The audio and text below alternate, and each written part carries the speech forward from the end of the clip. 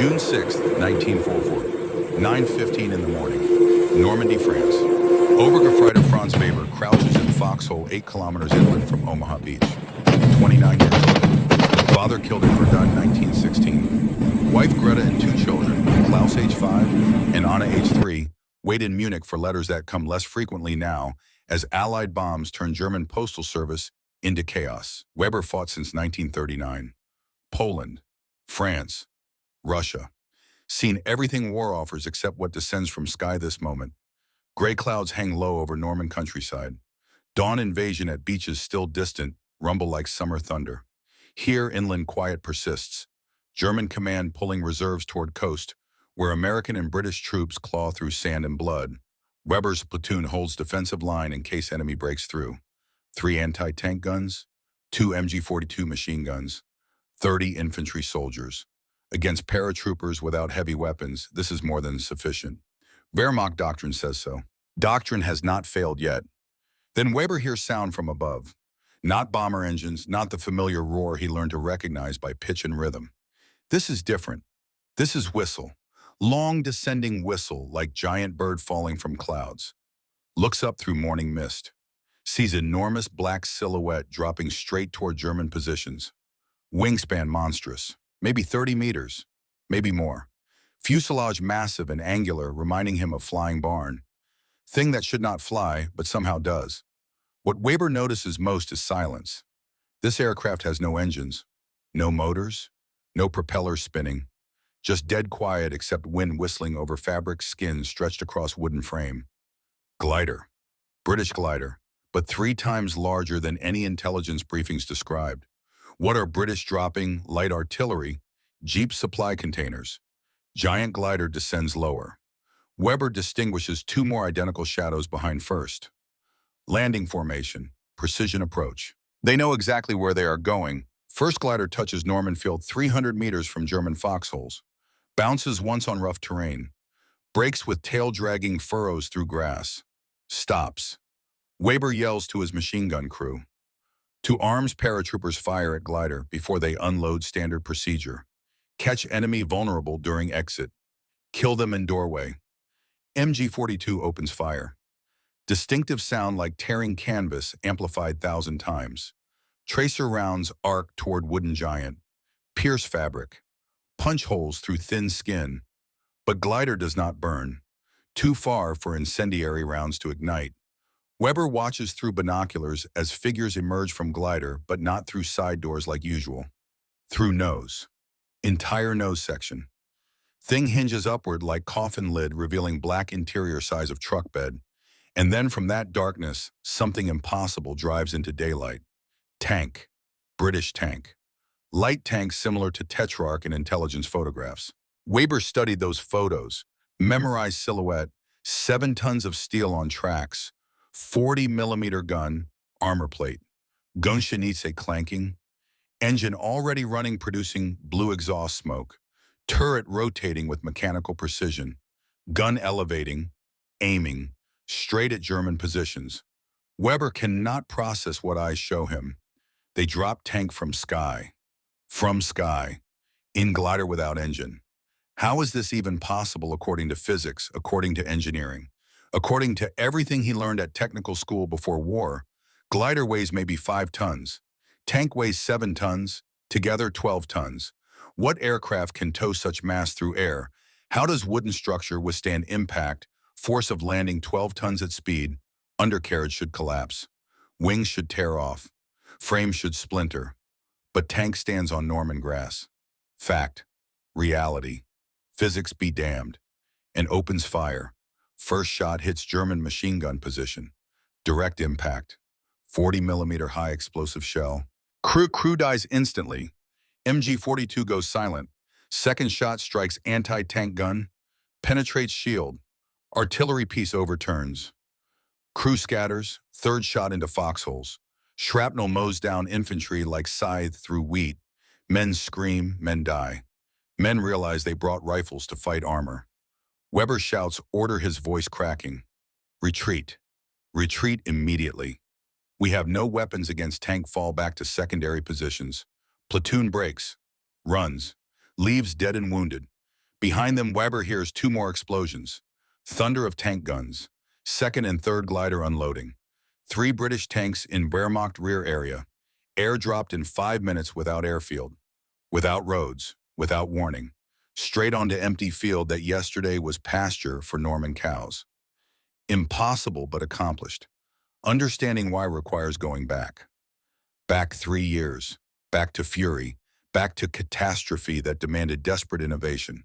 Back to moment when British Prime Minister eating breakfast looked at casualty reports and decided physics must bend to will. But first understand the man who would fly these wooden monsters into German guns. Understand American who volunteered for British war before Pearl Harbor forced America's hand. Understand engineer who believed mathematics defeat instinct when instinct gets men killed. Portland, Oregon. Autumn 1940. 3 years before Weber sees tank emerge from sky. Michael Reynolds sits at family dinner table. 23 years old. Fresh from MIT with aeronautical engineering degree June 1939. Working at Boeing designing bombers. Good job, safe job. Future stretching ahead like runway on clear day. Father Colonel William Reynolds reads newspaper.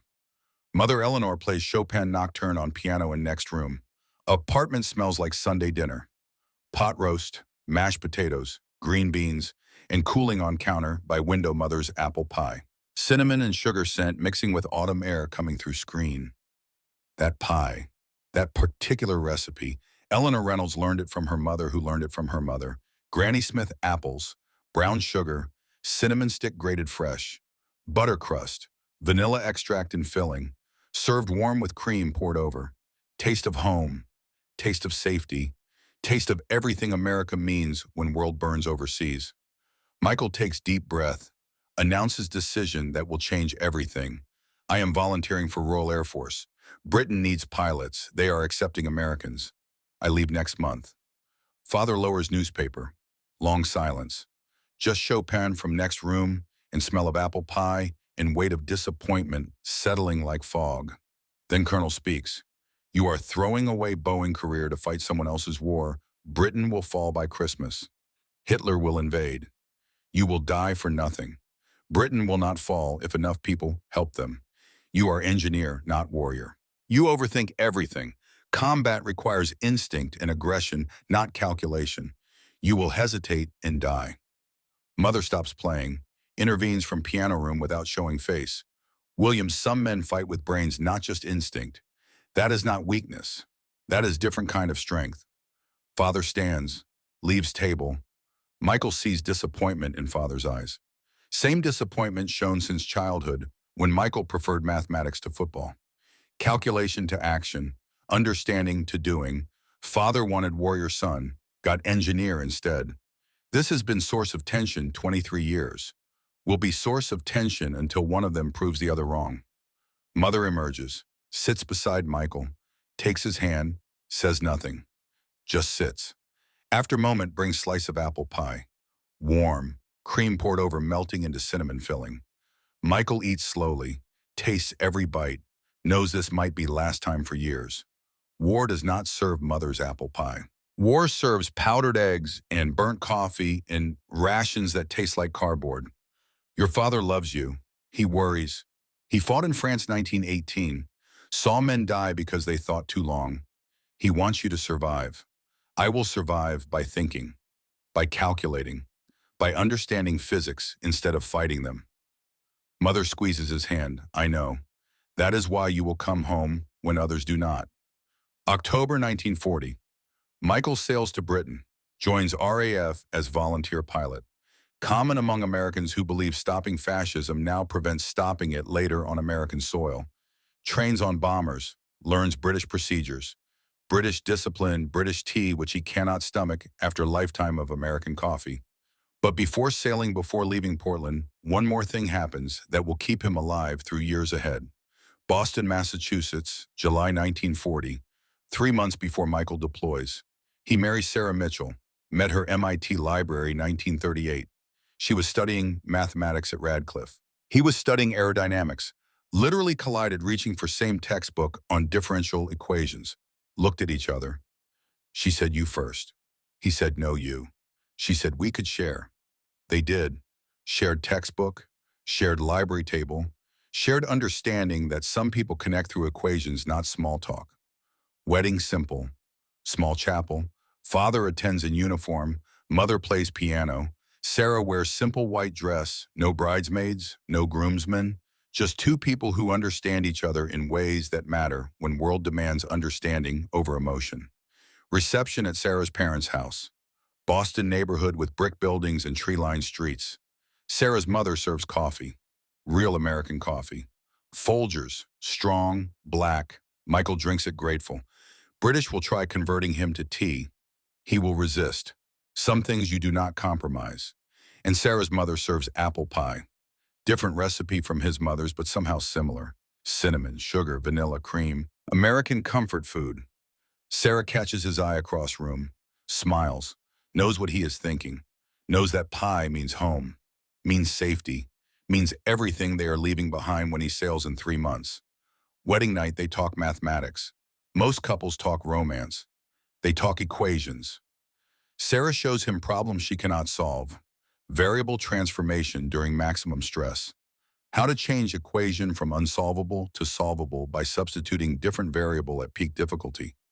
Michael works problem, solves it. Sarah kisses him, says you just described our marriage. When stress maximizes, we transform. We adapt. We solve together what neither solves alone. He does not understand yet. Will understand 3 years later when wooden glider carries him toward German guns and mathematics. Say survive, but instinct says panic. Will understand when Sarah's letters remind him transformation solves equations tradition cannot see. They have 1 month together. Then Michael deploys Britain. Sarah stays Boston teaching mathematics. Begins writing letters weekly. Blue paper always. Blue ink always. Handwriting precise as equations she teaches. Letters smell faintly of vanilla extract. Same vanilla she uses baking. Same vanilla his mother uses in apple pie. Scent of home preserved on paper crossing Atlantic. December 1941. Pearl Harbor. America enters war. But Michael already fighting. Already completed bomber training. Already flying combat missions. Already seen friends die. Already labeled too cautious by British commanders who value aggression over calculation. Sarah's letters arrive weekly without fail. She writes about teaching, about students, about father visiting, asking if Michael still overthinks everything. She tells father yes, and that is why Michael still breathes while others do not. Father does not respond, but Sarah sees something change in his eyes. Maybe pride. Maybe understanding that son fights differently, but fights nonetheless. Michael keeps letters in footlocker. Blue paper, blue ink, vanilla scent fading but never disappearing. Words about transformation, about variable substitution, about solving impossible through changing approach. Does not fully grasp meaning yet. Will grasp it when assigned to fly wooden giant.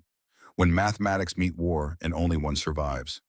But before Michael flies, before he tests theories, before he proves calculation defeats instinct, must understand why Britain built flying barn-carrying tanks, must understand catastrophe that demanded innovation, must understand Crete. May 1941, Crete, Mediterranean island, 3 years before Normandy. German paratroopers fall from sky by thousands. Operation Mercury, most ambitious airborne assault in history. 10,000 men jumping over Greek island. Mission capture airfields. Defeat British garrison. Secure Mediterranean foothold. On paper, operation looks brilliant. In reality, becomes massacre. British tanks waiting. Matilda tanks in light armor. Commanders knew Germans coming. Radar spotted transport aircraft. Prepared welcome. Tanks positioned at drop zones. Machine guns sighted for overlapping fire. Artillery ranged. German paratroopers exit aircraft. Float down on silk canopies. Helpless. Defenseless. Cannot shoot while descending. Cannot dodge. Cannot do anything except fall and pray British miss. British do not miss. Tanks open fire on men in air. Shoot defenseless soldiers before boots touch ground. Those who land alive discover they carry rifles against armor. Containers with anti-tank weapons landed wrong places, with tourists across island, half smashed on impact from hard landings. German paratroopers lie in ditches, hide behind rocks, pray while British tanks methodically hunt them. Crush them under tracks. Grind them into Cretan soil. First 2 days, Germans lose 4,000 men, one-third of assault force. Catastrophic, unsustainable. Mission failure. Victory comes only because Luftwaffe gains air superiority. Bombs British tanks until they withdraw. But lessons seared into every surviving paratrooper, into every German commander, into Hitler himself. Paratroopers against armor is suicide. Need own tanks in assault. Hitler rages after Crete, summons paratroop commanders, screams at them in Berchtesgaden. Never again large airborne operations. Too expensive, losses unacceptable. Airborne forces dissolved. Paratroopers transferred to regular infantry. Germany draws conclusion assault without heavy weapons. Doomed. But British observe same battle. Draw opposite conclusion. London, Downing Street, October 1941. 5 months after Crete. Winston Churchill sits at desk. Breakfast tray before him. Eggs, bacon, toast, coffee. British attempt at American breakfast because Churchill loves American things. American resolve. American industry. American breakfast foods. Bacon sizzles. Smells like hope. Tastes like victory if Britain can hold until America enters war. Churchill reads intelligence report on Crete. Studies casualty figures. 4,000 Germans dead. British tanks did that. Armor defeated paratroopers. But analysis notes if Germans had owned tanks in assault outcome different. British armor would face German armor. Infantry would have support. Battle would be equal. Churchill sets down report. Lights cigar. Thinks. Then summons Air Vice Marshal Richard Gale, commander of RAF Airborne Forces. Gale arrives. Stands at attention. Air Marshal Churchill says exhaling smoke. Germans suffered defeat on Crete because they had no tanks in assault. Our tanks destroyed them. But if paratroopers had owned tanks, result would be different. You agree? Gale nods carefully. I agree, Prime Minister. But tanks weigh tons. Cannot drop them on parachute. They will smash. Need airfield for transport aircraft to land. Churchill waves cigar, dismissing objection like smoke. Then invent how to deliver tank by air without airfield. Glider, helicopter, whatever works. I need tanks falling from sky by 1943. That is order. Gale wants to protest, wants to explain this violates physics, violates engineering, violates everything known about aviation. But sees Prime Minister's expression, understands the argument futile. Churchill has decided physics must comply. Yes, sir. Tanks from sky by 1943. Gale leaves office bewildered. Walks London streets, tries to comprehend assignment. How to deliver 7-ton tank by air without airfield parachute cannot hold weight. Silk tears, cargo smashes. Helicopters in 1941 lift maximum 300 kilograms. Transport helicopters decade away in development. Leaves glider. But what glider can lift 7 tons cargo? Largest existing glider carries 30 soldiers, maybe 3 tons. Need glider more than twice that capacity. Need wooden aircraft larger than 4-engine bomber. Need something that should not exist but must. Gale returns to headquarters. Summons engineers. Issues impossible order. Build me glider that carries tank. They look at him like he suggested building ladder to moon. But orders are orders. Engineers begin calculating. Begin sketching. Begin understanding that sometimes war demands impossible, and impossible becomes possible because alternative is losing. Reading England, General Aircraft Limited Factory, November 1941. George Harrison, Chief Engineer. Age 42, receives assignment from Air Ministry. Design glider with 7-ton payload capacity. Must deliver Tetrarch light tank to enemy rear. Land on unprepared field. Unload tank in maximum 2 minutes. Completion deadline 18 months. Harrison sits at desk, drinks coffee, not British tea. American Folgers imported through Lend-Lease. Strong, black. Engineers need caffeine, need clarity, need something to keep them awake while solving problems that should not have solutions. He stares at specifications, 7 tons. Plus glider weight, plus fuel for tank, plus ammunition, plus crew, and total mass minimum 15 tons. 15 tons that must fly without engine, must land without braking, must unload in 2 minutes before Germans shell it to splinters. Harrison calls meeting. Engineers from Royal Aircraft Establishment, construction specialists, test pilots, military liaisons. They gather in conference room. Harrison lays out task. Need glider minimum 7-ton capacity. Must deliver Tetrarch tank behind enemy lines. Land on unprepared field. Unload 2 minutes maximum. Deadline 18 months. Questions. Silence. Then Chief Constructor Edward Dixon stands.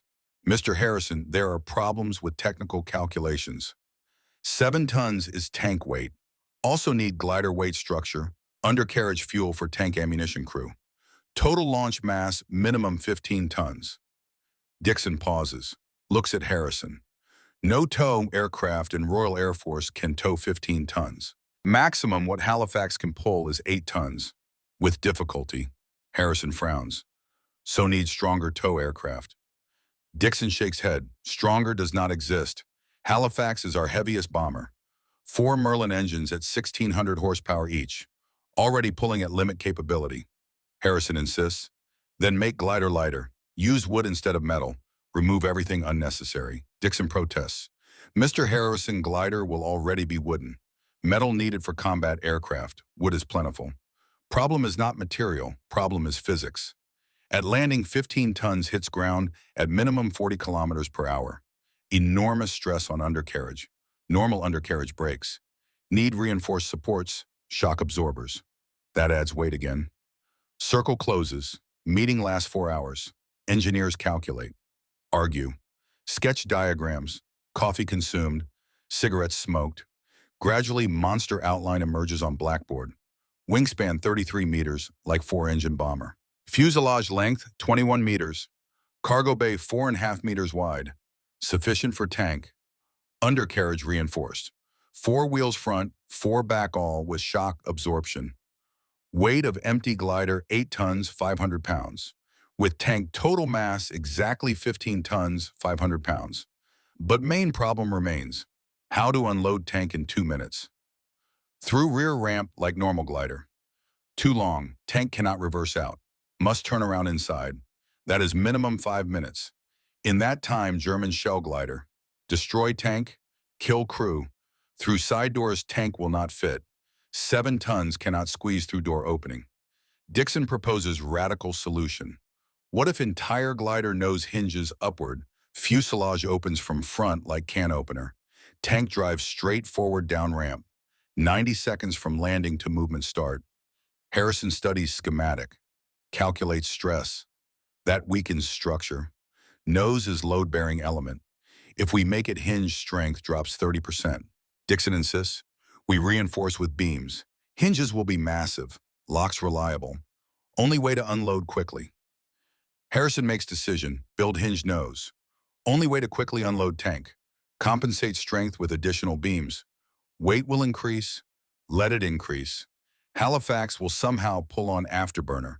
Project approved, named General Aircraft HAMILCAR. After Carthaginian general who led elephants across Alps. British will lead tanks across English Channel by air.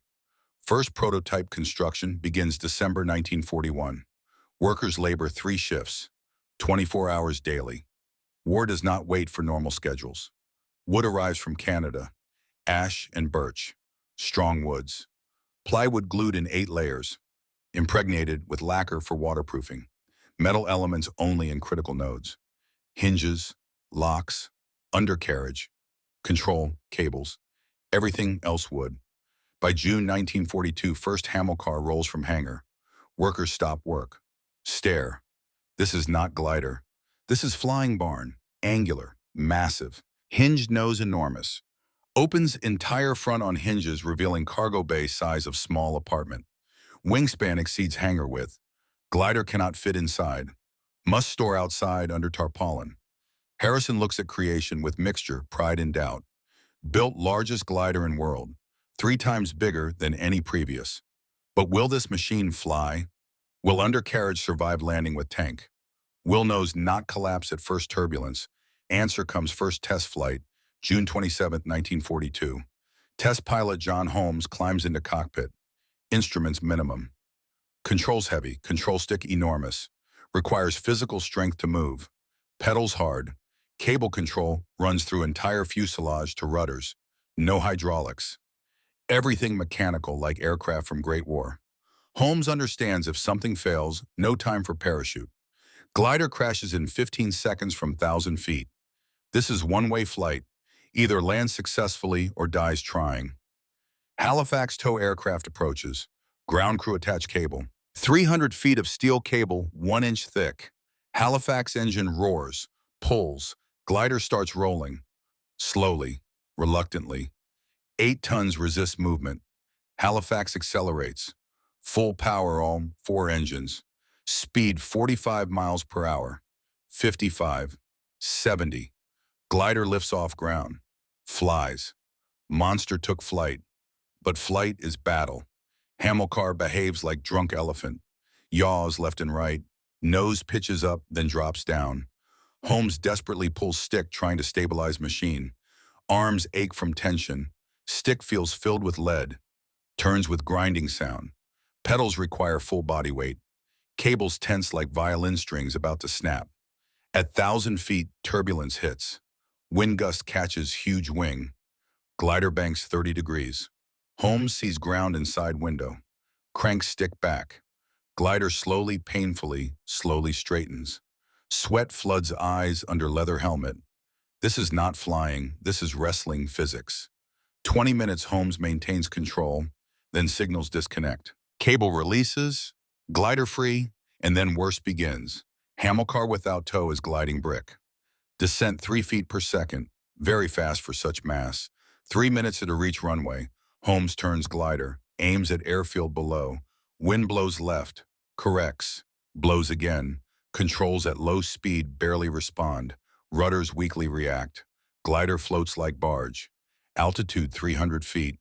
Runway ahead. Holmes deploys flaps. Speed drops to 60 miles per hour.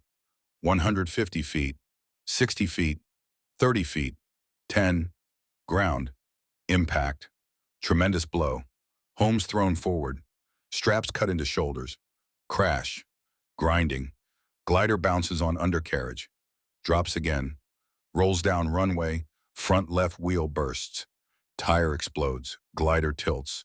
Wing scrapes ground. Grinds on concrete. Finally stops 600 feet from runway start. Holmes exits cockpit on shaking legs. Arms trembling. Engineers run. Inspect damage. Front undercarriage broken. Shock absorber cracked. Wheel torn. Wingtip dented. Harrison notes in logbook undercarriage insufficient. Must reinforce supports double strength. Shock absorbers stronger. Wheels larger. That is another 400 pounds weight. That was flight with empty glider. When they load 7-ton Tetrarch weight reaches 15.5 tons. Halifax physically cannot pull such load on standard power. Engineers calculate options. Can force engines.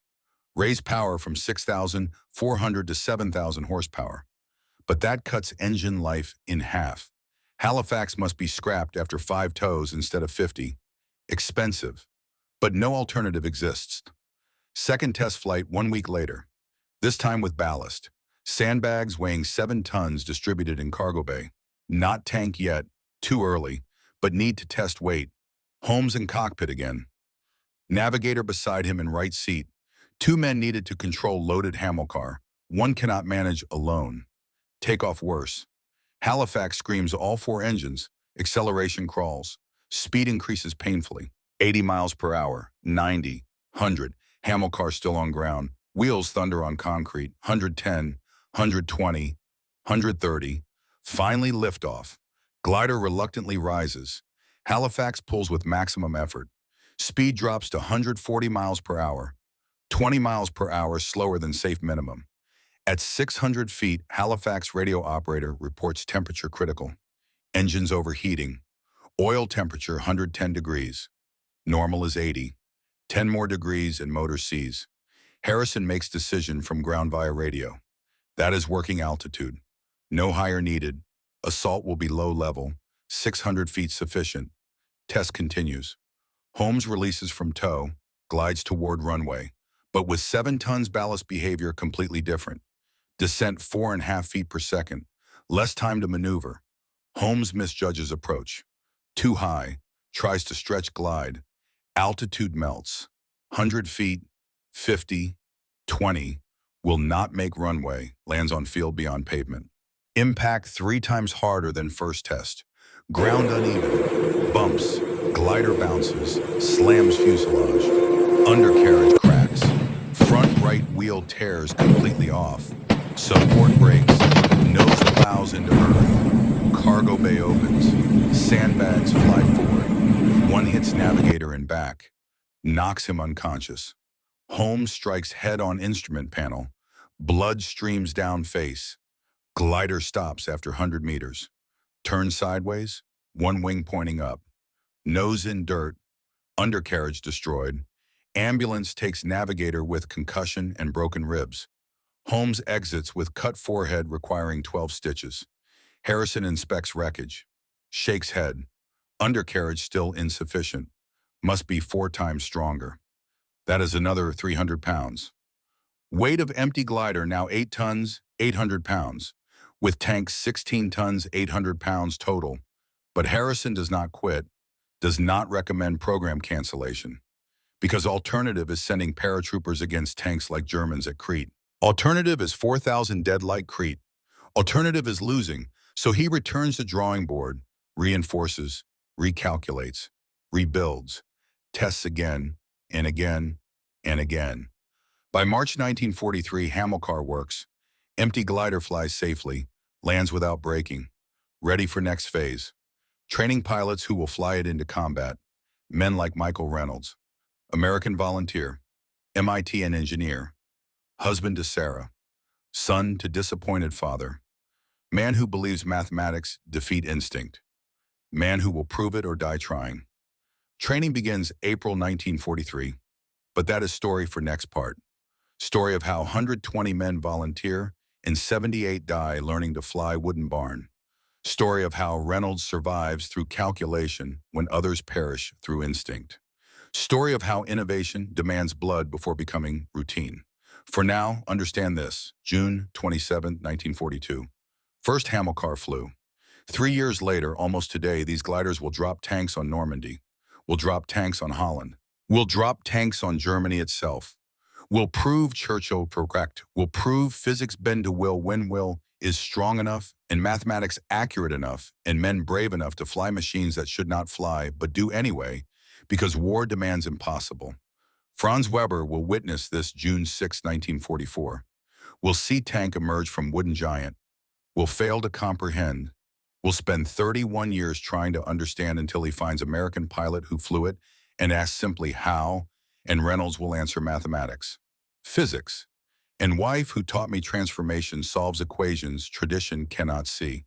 But first, Reynolds must survive training, must survive when 65% of volunteers do not, must prove father wrong about hesitation, must prove Sarah right about calculation, must learn to fly wooden giant into hell and return alive to eat mother's apple pie one more time. That story begins next. Story of blood and mathematics, story of innovation and sacrifice. Story of proving different is not deficient when different brings men home alive. Nether Avon Glider Training Center, England, March 1943, 2 years before victory, 1 year before Normandy. Captain Michael Reynolds stands in hangar before HAMILCAR with 22 other volunteer pilots. All passed selection from 1,000 candidates. All have minimum 500 flight hours. All considered best RAF offers. But Instructor Major Peter Lawson looks at them without illusions. Knows statistics better than they do. From these 22 in 6 months, maybe 12 will breathe. Maybe 15 if luck holds. Maybe 8 if luck breaks. Lawson fought in France. Watched friends die. Learned that lying to soldiers about danger does not save them. Truth saves them when truth forces preparation. Gentlemen, Lawson says, voice flat, emotionless, you passed basic preparation on light gliders. Now begins specialization on HAMILCAR. This is most dangerous glider in world. Killed 18 pilots in last 8 months. Be ready to become 19 and 20. Does not beautify. Does not raise morale with patriotic speeches. Simply states fact. HAMILCAR is Russian roulette with 3 bullets in 6 chambers. Every third flight might be last. Every takeoff contains possibility You return in box instead of cockpit. Reynolds listens, calculates. 3 bullets, 6 chambers equals 50% mortality. But Lawson said 18 dead 8 months. How many flew in that period? Request statistics after briefing. Lawson provides numbers. 78 pilots trained on HAMILCAR since program started. 18 dead, 23 injured severely. 41 continue service. Success rate 52%. Worse than 50-50. Worse than coin flip. Reynolds writes numbers in notebook. Shows equations to navigator beside him. Lieutenant Thomas Hayes from Liverpool. Hayes whistles low. Captain, those odds are worse than bomber crews over Germany. And bomber crews have 10% survival rate. Reynolds nods. Then we calculate better than they did. We understand physics they ignored. We survive through mathematics. Hayes wants to believe. Reynolds speaks with confidence that comes from MIT degree and Boeing experience, and certainty that engineering defeats chance when properly applied. But confidence has not kept 18 men breathing. Confidence did not prevent their widows receiving telegrams. Confidence is theory. Landing is practice. Practice kills when theory fails. First week, theory only. Learning construction, aerodynamics, balance controls. HAMILCAR resembles no other glider. Center of gravity shifts depending on cargo. With empty hull, glider balanced normally. Controls responsive. With tank and forward section, center of gravity shifts forward 5 feet.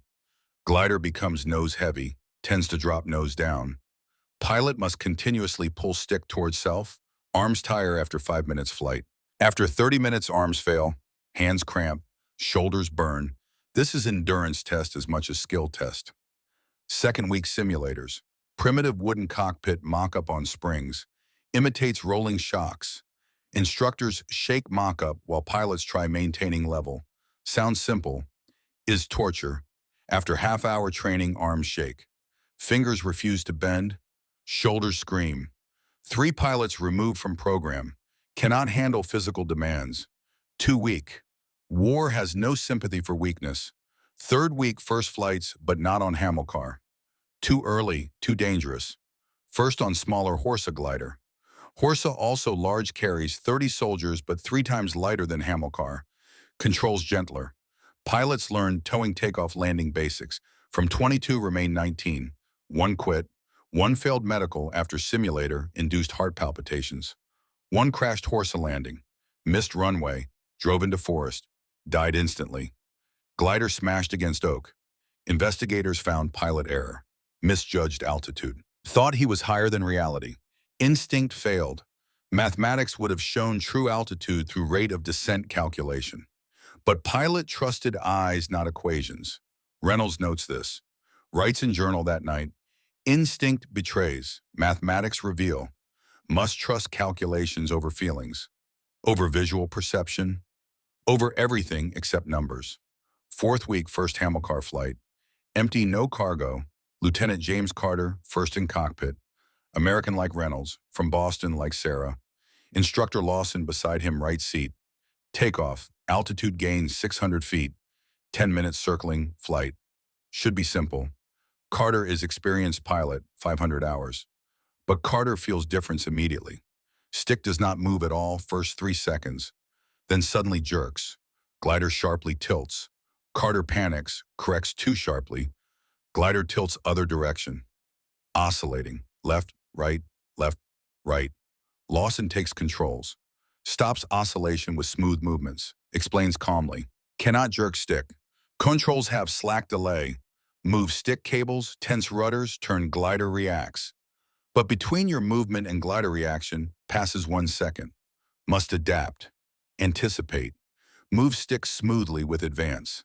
Carter tries again. Better but imperfect. Landing worse. Approaches too fast. Flares too late. Hits hard. Bounces. Hits again. Undercarriage groans. Holds, but barely. Carter exits cockpit pale. Hands trembling. Lawson writes in logbook. Carter requires additional training. But Carter will get no additional training. War schedule tight. Next week, Carter flies solo. Week after that, Carter dies when undercarriage collapses on landing and glider cartwheels. Nose crushes cockpit. Carter crushed inside.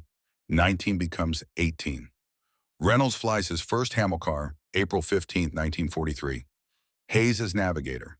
They study previous flights, review every crash report, calculate what went wrong, build mental model of correct approach. Take off smooth. Reynolds anticipated delay. Moves stick gently. Small inputs. Glider responds predictably. Altitude 600 feet. Circles airfield. Hayes calls out altimeter readings. Reynolds calculates descent rate. When time comes to land, Reynolds knows exactly his glide slope, knows exactly his speed, knows exactly when to flare. Landing firm but controlled. No bounce. Straight line. Perfect. Lawson watching from ground. Writes in logbook.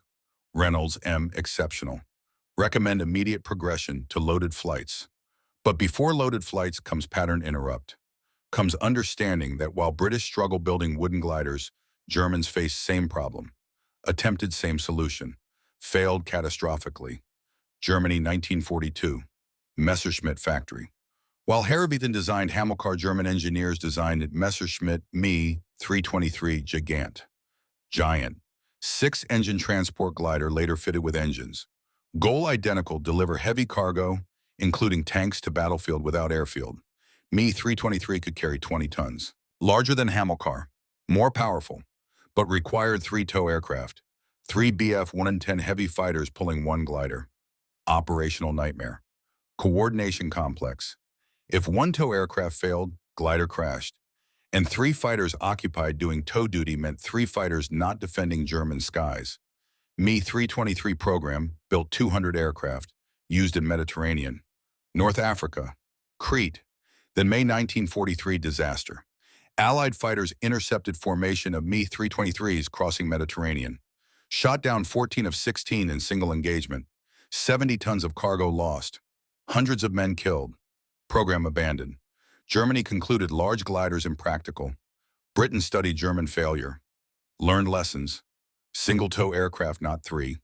Smaller glider, not larger. Wood, not metal to reduce weight. Specialized mission, not general transport.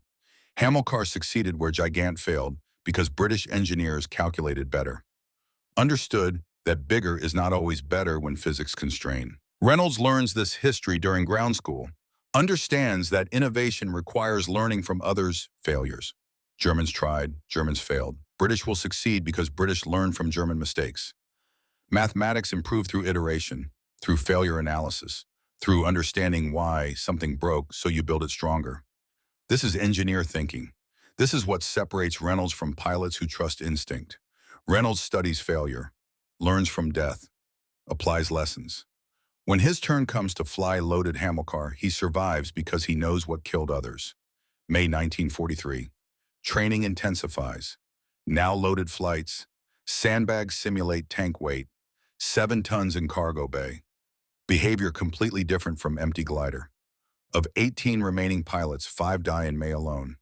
1 on takeoff when cable snaps and glider stalls immediately. Falls from 100 feet. No altitude to recover. Crashes. Pilot dead. Navigator paralyzed. 2 more on landing when they misjudge approach with heavy load. Come in too steep. Cannot recover. Slam into ground at 70 miles per hour. Gliders disintegrate. Crews die. Another when turbulence at altitude flips glider inverted. Tow cable wraps around wing. Rips it off. Glider spirals.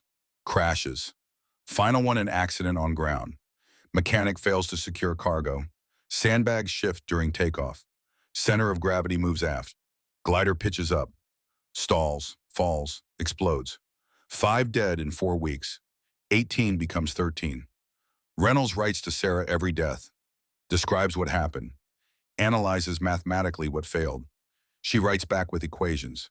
Differential equations describing rate of change during crisis. She shows him how small input changes at critical moment produce large output differences. How saving glider requires understanding inflection point where disaster becomes inevitable versus where recovery remains possible. One letter arrives May 20th, 1943. Blue paper. Blue ink. Vanilla scent fading after Atlantic crossing but still detectable. Reynolds opens it in barracks. Reads, Dearest Michael, I heard about Lieutenant Morrison's crash. I know you witnessed it. I know you are questioning whether to continue. I understand fear because I feel it every day you fly. But understand this, Morrison died because he reacted instead of calculated. Pulled back stick when he should have pushed forward. Instinct said climb. Physics said descend to gain speed. Instinct killed human. You survive because you think, because you calculate, because at moment of maximum stress, you transform a problem from unsolvable to solvable. Remember differential equations. Remember variable substitution. When everyone panics, you substitute different variable. You change equation. You solve what others cannot see solution for. Your father called yesterday, asked if you are still alive. I said yes. He asked how you survive when so many die. I told him because your son thinks while others react. Because calculation is courage when calculation keeps you breathing. Come home to me, solve the equation of survival, transform death into life through mathematics. Your wife who believes in your numbers. Sarah. Reynolds folds letter, places in flight, suit pocket over heart with previous letters. 12 letters now, 12 weeks of training, 12 reminders that mathematics matter, that thinking defeats instinct, that Sarah waits in Boston teaching students and baking apple pie and believing her husband survives because his mind is weapon sharper than reflexes. That night in mess hall, Reynolds eats powdered eggs that taste like cardboard and drinks burnt coffee that tastes like oil and unwraps Hershey's chocolate bars Sarah sent in care package. Chocolate melts on tongue. Sweet, rich, taste of America, taste of home, taste of reward for surviving another week.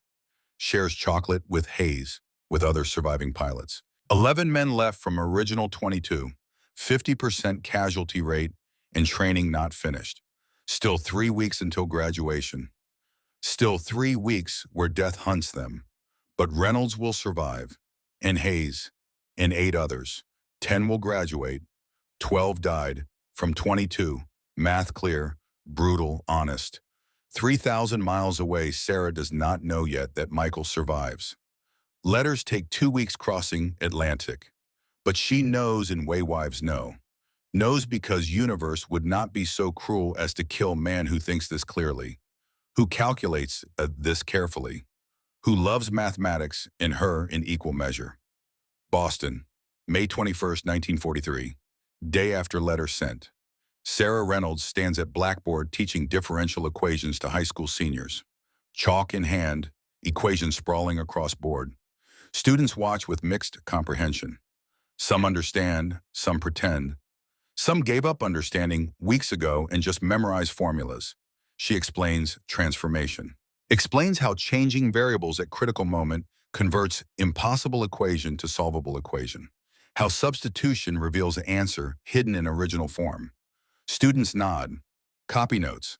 Do not fully grasp that she teaches them not just mathematics, but life philosophy. That transformation applies to everything.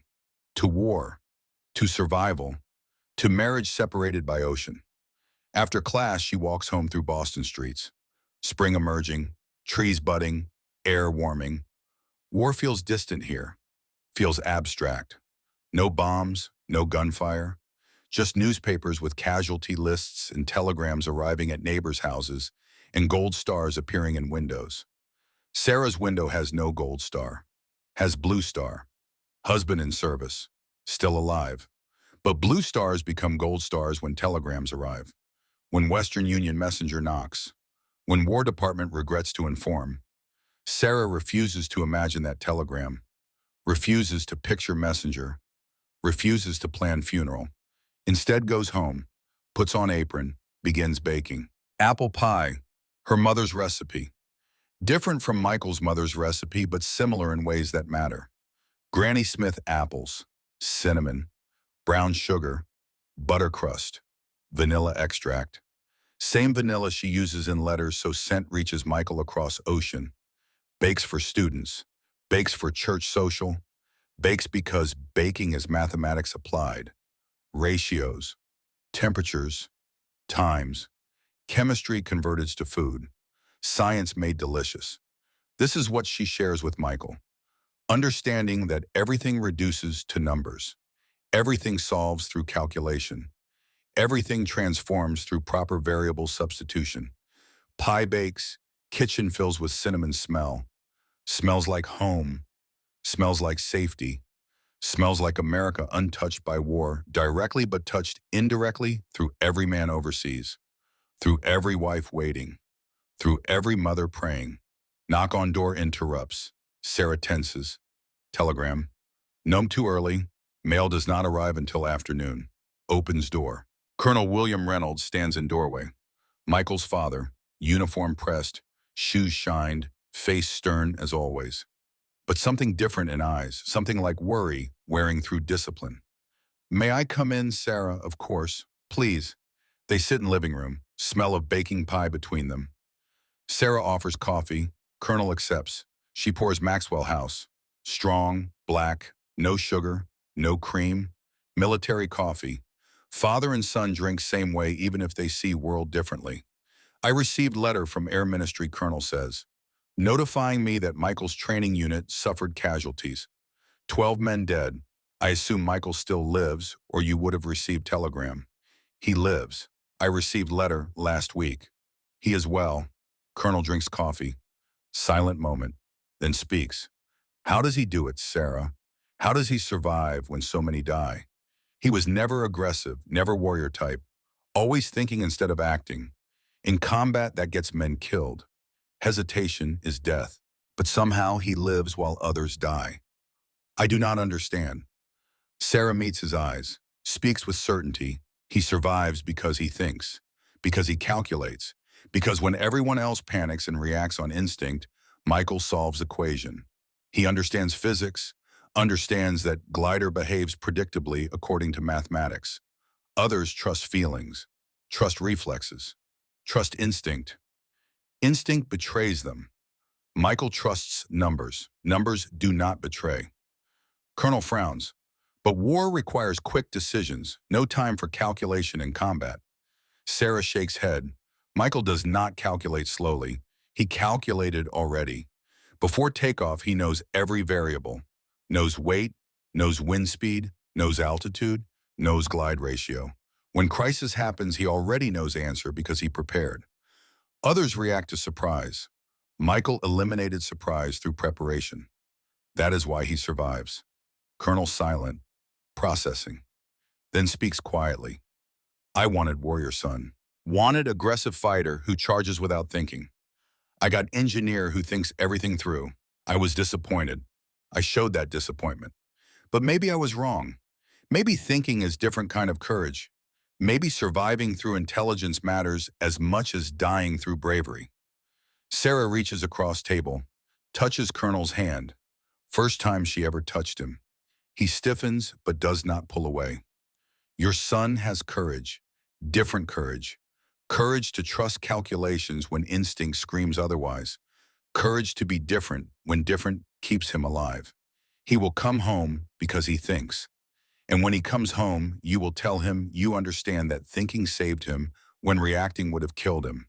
Colonel nods, blinks moisture from eyes, stands. May I take slice of pie? Smells like my wife's recipe. Smells like home. Sarah cuts generous slice, wraps it, hands it to Colonel. Tell Eleanor I used her vanilla. Michael wrote me about it. House smell reminds him of home. I wanted to send that reminder across ocean in every letter. Colonel takes pie, nods, leaves.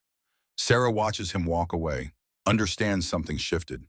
Father beginning to see son differently, beginning to respect thinking over reacting, beginning to understand that courage has many forms, and Michael's form keeps him breathing.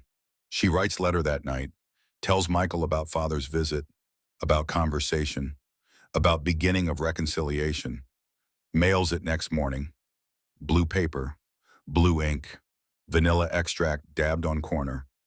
Letter will reach Michael in 2 weeks, will reach him days before D-Day, will remind him that father understands now, that coming home matters, that survival through thinking is victory.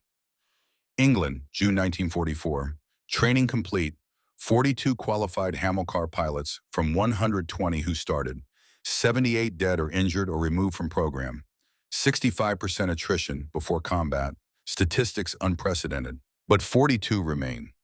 42 who mastered wooden giant, who learned to fly 15 tons without engine, who survived when mathematics said most would not. Reynolds among them, Hayes among them, 8 others from original 22, 12 died. But Reynolds calculated, Hayes calculated. They studied crashes, learned from deaths, applied lessons, survived. Now comes assignment, Operation Overlord, Dia-Day, Normandy invasion, largest amphibious assault in history, and HAMILCAR gliders will prove concept. We'll drop tanks behind German lines. We'll demonstrate that Churchill's impossible demand became possible through engineering and sacrifice and blood of 78 men who died making it work. June 1st, 1944. Final briefing. Air Vice Marshal Gale addresses assembled HAMILCAR pilots. 42 men in room. How many will breathe July 1st? Statistics say 20, maybe 25. Half will die or be captured or injured beyond return. Gentlemen, you trained for this moment. June 6th, we launched largest amphibious invasion in history. Normandy coast. Your mission: deliver tanks behind German lines before they understand what happens. Capture bridges, hold key intersections. Delay German reserves 6 hours. Just 6 hours. That is all infantry needs to establish beachhead. Gale pauses. Face serious. I will not lie. Many will not return. German flak will be intense. Landing zones unknown. Fields may be mined. Odds against survival. But if you succeed, you change war. You prove innovation defeats tradition. You show tanks can fly. Silence in room.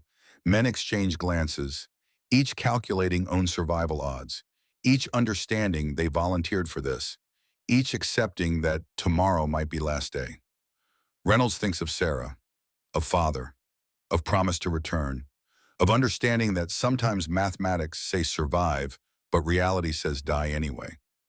Cannot calculate everything, cannot predict every variable, can only prepare, can only think clearly, can only trust that preparation matters when chaos erupts.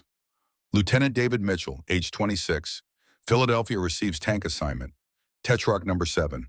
Will load in a Reynolds glider. They will fly together, land together, fight together, or die together. Mitchell's 3 sisters sent letter yesterday. Arrived morning mail. Smells like marinara sauce and fresh bread. Maria, age 20, writes about planning welcome home party. Elena, age 18, about saving money from factory work.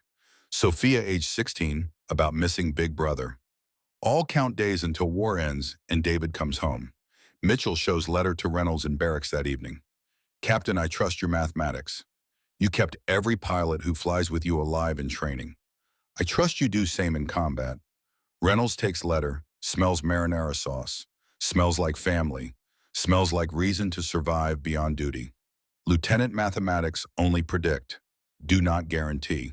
But I will do everything calculation allows to get us both home to our families. They shake hands, American officer and American tanker about to fly British wooden glider into German-occupied France carrying British tank. War creates strange partnerships. June 5, 1944, 2100 hours, evening before invasion. 30 HAMILCAR gliders lined on RAF Tarrant Rushden Airfield. Each carries Tetrarch tanks 7-ton steel ready for flight. Crews conduct final checks. Maps, coordinates, landing zones. Targets different for each group. Bridges over Orne River. Road intersections. Hills overlooking beaches. Mission occupy key points behind German lines before Germans understand what happens. Reynolds stands by HAMILCAR number 17, smoking last cigarette before takeoff. Does not usually smoke, but tonight feels appropriate. Tobacco harsh on throat, makes him cough, but settles nerves somehow. Mitchell climbs from tank, approaches with flask. Captain sip for luck. Reynolds takes drink. Bourbon, American, burns throat worse than cigarette. Good burn, cleansing burn, reminds him of home, of bars in Portland, of father drinking bourbon after dinner while discussing war. Thanks, Lieutenant. We both need luck tonight. Germans will shoot everything they have. Mitchell nods, looks at sky, clear, stars visible, moon emerging from clouds. Good visibility, can distinguish ground, better than landing blind. Reynolds agrees. Calculated landing requires seeing field. Flying into darkness without visual reference is death. Tonight moon helps. Physics help, mathematics help, but luck helps too. Sometimes luck matters more than calculations. 21:30, command to board. Crews enter machines, pilots into glider cockpits, tank crews into tanks inside gliders. Mitchell seals hatch, activates intercom. Hear me, Captain, loud and clear. Prepare yourself. In 5 minutes we launch. Halifax tow aircraft approach one by one. Attach cables. 30 pairs ready for takeoff. Largest glider operation in history to date. Proof of concept. Proof that wood and mathematics and dead pilots' lessons create innovation that matters. 2141st pair launches. Halifax roars engines, pulls glider, takeoff, climb, multitude. Behind them, second pair. Third, fourth. Every 2 minutes, another pair rises. After 1 hour, all 30 airborne. Formation heads south toward English Channel. Altitude 800 feet. Speed 145 miles per hour. Course 180 degrees straight at Normandy. Reynolds flies mid-formation. Around him, gliders left and right. Navigation lights blinking in darkness. Moon emerged from clouds fully. Good. Visibility improved.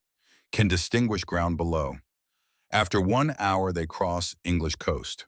Before them, black water of Channel. 25 miles of water. 12 minutes flight. If Halifax engine fails over water N, cannot swim from glider with tank. But engines work smoothly. Cross Channel center. Ahead appears from French coast. Reynolds sees flashes below. Started. Fleet bombarding German fortifications. Thousands of guns firing simultaneously. Coast in flames. Assault going full force. Infantry storming beach. But here at 600 feet, silence. Just roar of tow aircraft engines and wind whistling through gaps in glider fuselage. 22:05 hours. Crossing coastline. Now over France. Over German-controlled territory. Radio operator Halifax reports to Reynolds. To drop point 10 miles. 7 minutes flight. Prepare for release. Reynolds passes to Mitchell. 7 minutes to assault. Check tank. Mitchell starts tank engine inside glider. Motor fires. Thumps. Exhaust vents through special pipe outside glider. Suddenly tracers shoot up from ground. Red threads cutting through sky. German flak guns open fire. Spotted formation. Shooting blindly in darkness, but density of fire high. Tracers everywhere. Reynolds hears impacts on glider fuselage. Boom, boom, boom. Bullets hit skin, pierce wood. But glider flies. From left glider number 14 explodes in flames, hit by incendiary shell wing. Wood ignites instantly. Fire engulfs entire glider in seconds. Tow aircraft releases cable. Burning glider falls spiraling. Crashes into ground. Explosion. End for crew and tank. From right glider number 23 takes hit and nose where pilot cabin. Tracer pierces through. Radio goes silent. Glider loses control. Starts yawing on cable.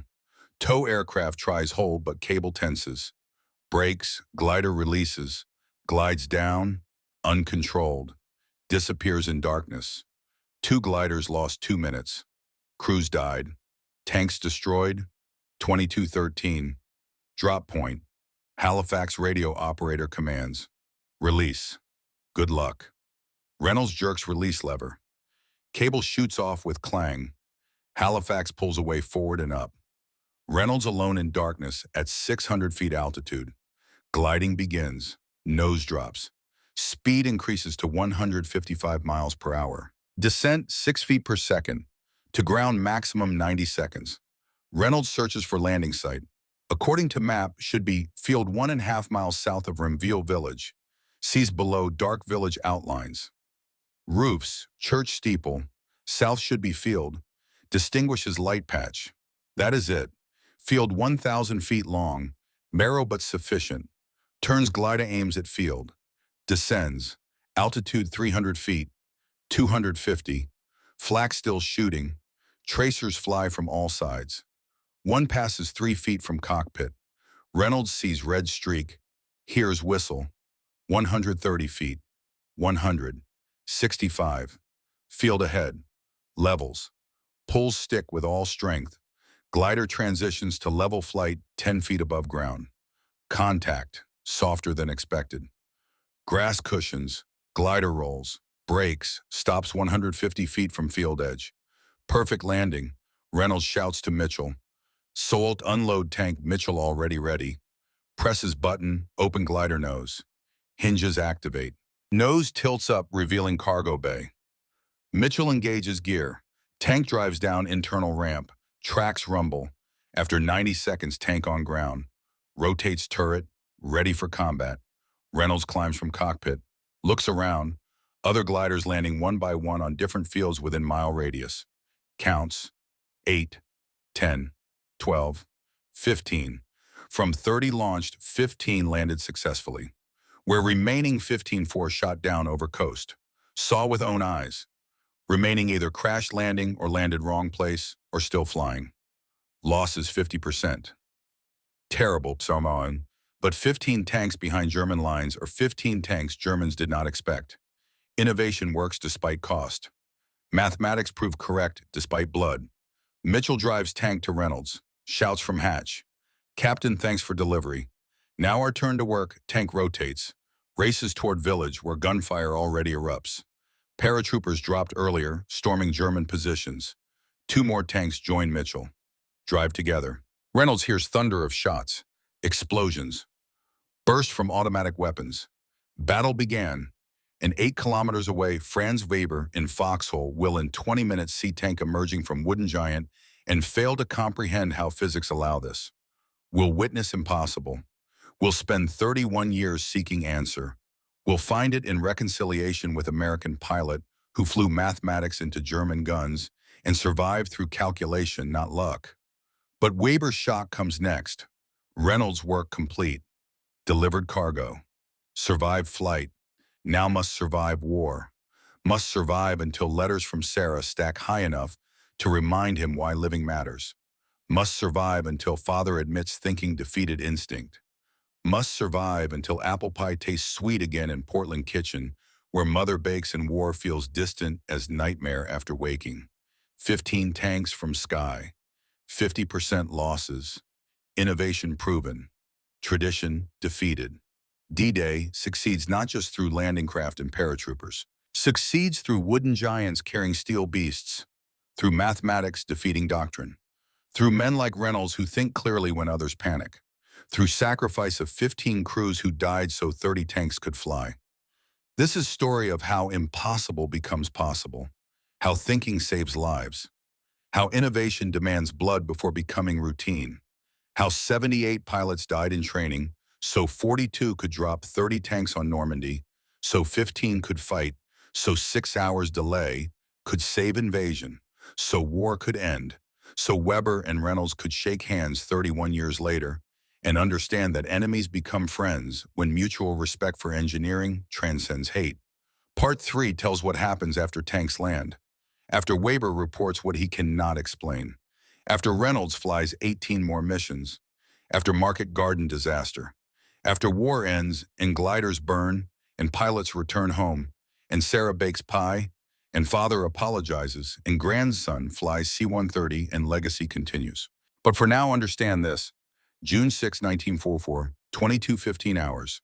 15 wooden giants delivered 15 steel beasts behind German lines.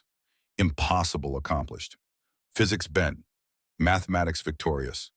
And in Boston, 3,000 miles away, Sarah Reynolds does not know yet that husband survived. Does not know cable released safely. Does not know landing perfect. Does not know tank drove from glider nose exactly as calculated. Will not know for 2 weeks when letter arrives, blue paper, blue ink, vanilla scent. But somehow knows anyway. Knows because universe rewards thinking, rewards preparation, rewards transformation of impossible to possible through proper variable substitution at moment of maximum stress. She bakes another pie. Waits. Believes. Knows Michael calculates his way home because mathematics never betray those who trust them. 9:35 hours, June 6, 1944, 20 minutes after Reynolds landed. Franz Weber runs through Norman Forest. Behind him, explosions. Tank guns firing. German positions collapsing. His platoon scattered. 15 men dead. Machine guns destroyed. Anti-tank guns overturned, and reason for defeat impossible to explain to commanders who were not there, who did not see. Weber reaches battalion command post 1 kilometer back, bursts into converted farmhouse. Major Krieger sits at table studying maps. Radio operator beside him monitoring frequencies. Kriegers looks up, annoyed at interruption. Sir Weber gasps, breathing hard. British airdrop tanks, giant gliders big as houses. Tanks drive straight from glider. 3 units captured Hill 120. Our platoon withdrew. Losses, 10 men. Krieger stares at him like he speaks Chinese. Obergefreiter, are you wounded in head? Concussed tanks do not fly. They land from ships through docks. Maximum British can drop as paratroopers with light weapons. Tanks impossible. Sir, I swear. Saw with own eyes, tank drove from glider. Fired at our positions. Wooden aircraft wingspan maybe 30 meters. Nose opens like door. Tank inside drives out. Krieger stands, slams fist on table. I have no time for hallucinations. Return to your position. Reform platoon, hold the line. But sir, the tanks. There are no flying tanks. Dismissed. Weber salutes, exits. Knows what he saw. Knows physics should forbid it. Knows commanders will not believe until they see evidence. Until someone brings proof. Proof comes 2 hours later. Patrol sent to investigate returns with photographs. Wreckage of 3 giant gliders on field. Wooden construction. Wingspan confirmed 33 meters. Nose hinges visible. Inside cargo bay track marks from vehicles. Oil stains. Ammunition casings. And beyond wreckage, 3 burned-out British light tanks destroyed in subsequent fighting. Photographs reach Krieger, reach regiment, reach division, reach 7th Army headquarters, reach Army Group B, reach Field Marshal Erwin Rommel commanding all forces France. Rommel studies photographs in Paris headquarters. Frowns. Summons intelligence chief Colonel Friedrich von Hofacker. Is this confirmed British have gliders that deliver tanks? Absolutely, Field Marshal. Found glider remains. Interrogated captured British soldiers. They confirm aircraft called HAMILCAR. Purpose-built to deliver tanks and heavy equipment by air. Can land anywhere. Do not need airfield. Do not need roads. Just open field. Rommel silent for a minute. Stares at map of France. Coastline marked with defensive positions. Roads. Bridges. Based on assumption that British armor must land at ports. Must drive on roads. Must cross bridges, which can be destroyed. But if British drop tanks anywhere behind our lines, our entire defensive strategy is meaningless. Cannot protect rear from armor appearing from sky. This changes everything. Tanks no longer tied to infrastructure. Appear wherever they want. June 7, 1944. Wehrmacht headquarters, France issues urgent directive. All units strengthen anti-aircraft defenses. Destroy all large gliders upon detection. Priority number 1.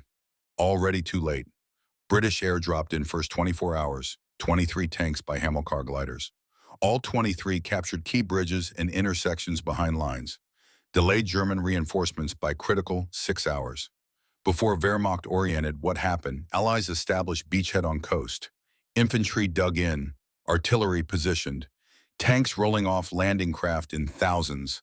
Innovation defeated tradition through surprise, through doing what enemy considered impossible, through proving that physics bend when engineering excellence meets desperate necessity. Weber survives June 6th, survives Normandy, survives retreat across France, survives Germany's collapse, surrenders to Americans April 1945, spends 2 years in POW camp, returns Munich 1947, finds city in ruins, finds wife Greta and children alive, finds job as civil engineer rebuilding bridges British and American bombers destroyed, works 30 years, designs 100 bridges across West Germany, applies same physics British used to fly tanks, stress calculations, load distribution, force vectors, mathematics that transcend nationality, that work for anyone willing to learn, but always remembers June 6, 1944, always remembers moment tank emerged from wooden glider, always remembers failure to comprehend, keeps notebook from that night, sketch of HAMILCAR drawn by firelight in foxhole, measurements estimated, questions written in German about how wood supports 15 tons, How glider achieves lift. How undercarriage survives impact. Takes Weber 31 years to find answer. 31 years to locate American pilot who flew it. 31 years to ask simply how. But before that reconciliation comes more war. More missions, more losses. Comes disaster called Market Garden. September 17, 1944, 1100 hours. Sky over Netherlands. Captain Reynolds again in HAMILCAR cockpit, but everything different. Not night, but bright sunny day. Not 600 feet altitude, but 3,000. Not 30 gliders, but 34. Operation Market Garden, largest Allied airborne operation. Goal capture bridges over Rhine. Breakthrough into Germany. End war by Christmas. Reynolds looks down, sees Earth like palm of hand. Dutch fields, canals, roads, beautiful, peaceful, deceptive because somewhere down there, German flak guns wait. And unlike D-Day when flew at night and Germans shot blindly, now is day. Visibility perfect. Gunners see every glider, every tow aircraft, every target. Reynolds feels anxiety growing with every minute. Operation plan, ambitious to madness. 3 airborne divisions drop along highway 45 miles deep. Capture bridges one by one. British Armored Division breaks through highway from south, connects with assault, crosses Rhine, enters Germany. On paper looks brilliant, like all plans before contact with enemy. But Reynolds fought long enough to know plans fail at first gunshot. Know that intelligence is often wrong. Know that Germans defend better than Allied commanders expect. 1120 formation crosses front line, now over occupied territory. Halifax radio operator reports distance. To drop point 12 miles. 10 minutes flight. Reynolds passes to Mitchell and tank. 10 minutes. Check systems. Mitchell responds calm. Everything ready, Captain. Engine warm. Ammunition loaded. Cannot wait to unload and drive into Germans. 11:25 first flak guns open fire. Not red trailers like night at missions. Black explosions. 88mm anti-aircraft guns firing at 3,000 feet. Heavy artillery. Explosions appear around formation. Black smoke puffs. Shrapnel flies all directions. One explosion 150 feet left from Reynolds. Glider shakes from shockwave. Shrapnel pierces wings. Whole size of fist appears in fabric. But glider flies. Structure holds. Glider number 8 ahead, not lucky. Explosion directly under nose. Shrapnel riddles cockpit. Kills both pilots instantly. Glider loses control. Falls spiraling. Tow aircraft releases cable. Glider crashes. Tank inside explodes from impact. Black smoke column rises from crash site. First loss. 11:30 flak intensifies. Now also shooting 20mm rapid-fire cannons. Tracers rise in solid wall. Red threads weave death net through sky. Halifax tow aircraft number 12 takes hit in engine. Motor number 2 explodes in flames. Pilot tries extinguish fire. Cannot. Fire spreads to wing. Halifax will burn completely. Crew ejects. Parachutes blossom. Burning aircraft falls. Glider number 12 auto-releases when cable goes slack. Pilot tries to reach ground but altitude 3,000 feet. Distance to drop 0.6 miles. Will not make it. Lands where falls. In swamp. Glider nose sticks in bog. Overturns. Tank crushes pilot cabin. Crew dies. Second loss. 11:35 drop point. Formation over Arnhem City. Below bridge over Rhine. Operation target. Command to release. Reynolds jerks lever. Cable shoots off. Glider free. But problem. From 3,000 feet gliding takes 7 minutes. And below, flak still shooting. Gliders without tow aircraft are defenseless. Slow, awkward, perfect targets. Reynolds puts glider into steep dive. 45 degrees. Speed increases to 185 miles per hour. G-force presses into seat. Descent 15 feet per second. Trying to quickly transit fire zone. Get below effective range. Altitude 2,000 feet. 1,500, 1,000. Flak reaches here too. Tracers fly upward to meet descending gliders. Reynolds maneuvers. Turn left, turn right. Glider yaws. Avoids some hits. Glider number 27 behind does not dodge in time. 20mm burst riddles fuselage, pierces cargo bay, hits tank. Ammunition detonates inside. Glider explodes in midair. Fireball. Debris falls in burning rain. Tank falls separately. Crashes. Kills everyone. Third loss. Reynolds counts mentally. 9 gliders destroyed. 25 remain. Losses 26% before landing. Altitude 600 feet. 500. 300. Reynolds searches landing site. According to plan, should be field at western Arnhem Edge. Sees field but not empty. German trucks. Infantry, guns, anti-aircraft positions. Landing there is suicide. They shoot before tank unloads. Searches other place. Sees right meadow by river. Smaller but free of enemy. Turns there. Descends. Altitude 150 feet. 100.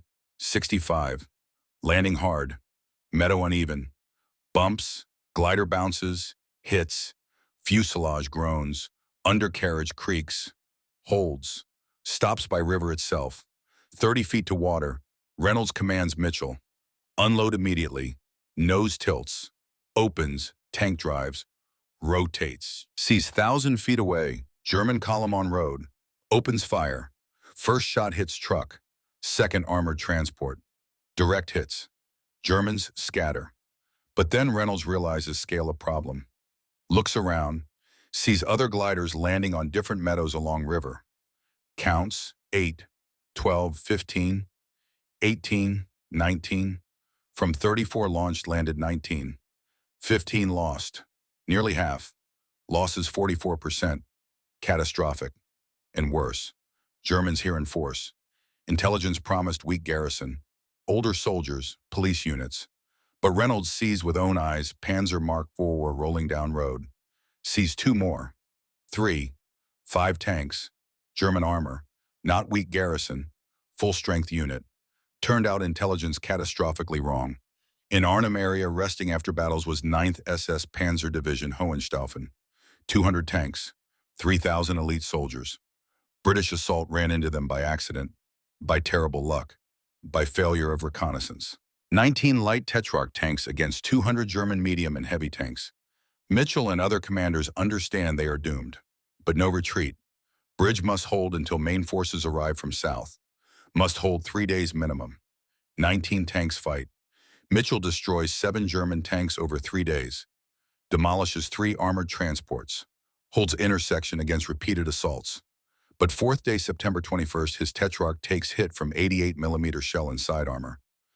Penetration, fire. Crew evacuates. 4 men escape. Tank burns completely. Destroyed. Mitchell runs with crew toward British lines. Germans pursue. Machine gun fire. Mortar shells. 1 crew member hit. Dies. 3 reach safety. Mitchell among them. Survives but tank lost. From 19 tanks delivered by HAMILCAR gliders, by Operation End, survive 3. Rest destroyed in combat. Crews mostly evacuated, but equipment lost. Operation Market Garden ends in defeat. Bridge not captured.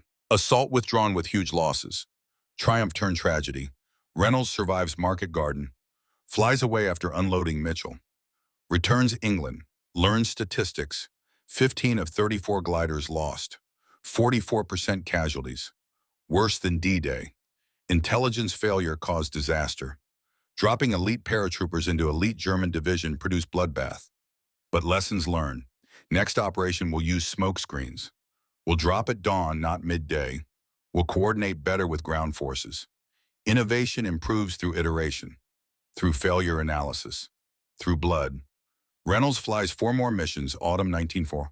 Then final mission, March 1945. Operation Varsity. Crossing Rhine into Germany itself, March 24, 1940. 0600 hours. Dawn breaking over Germany. 40 HAMILCAR gliders in formation. Lessons from Market Garden applied. Smoke screens deployed. Drop at low altitude. Coordination with artillery. Everything calculated to reduce losses. Reynolds flies 19th mission. Record among surviving pilots. Hayes beside him. Mitchell in different tank this time. New crew. New Tetrarch. Same determination. Altitude 1,000 feet. Smoke obscures ground. German gunners cannot see targets clearly. Flak reduced. Only 7 gliders lost from 40. 17.5% casualties. Acceptable by brutal mathematics of war.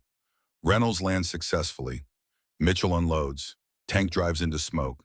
Joins assault. Operation Varsity succeeds. Rhine crossed. Germany's last natural barrier breached. War will end in 6 weeks. But victory costs. 7 more crews dead. 7 more gliders destroyed. 7 more families receive telegrams. Innovation demands blood even when perfected. Reynolds' 19th mission is last. April 1945, no more HAMILCAR operations needed. Germany collapsing. Tanks rolling across plains. Gliders obsolete. War ending. May 8, 1945. Germany surrenders. War in Europe finished. Act 6, Aftermath and Reckoning. RAF Airborne Forces Headquarters, London. May 1945. Colonel Richardson sits at desk, compiles final HAMILCAR statistics. Numbers tell story of triumph and tragedy.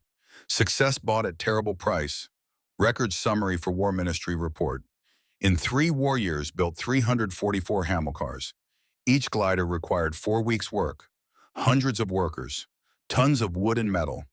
Cost per glider £3,000 sterling plus Tetrarch tank 7,000. Together 10,000 per set. 344 gliders is £3,440,000. Just gliders plus 2,408,000 tanks. Total £5,848,000 sterling. Nearly 6 million spent on program.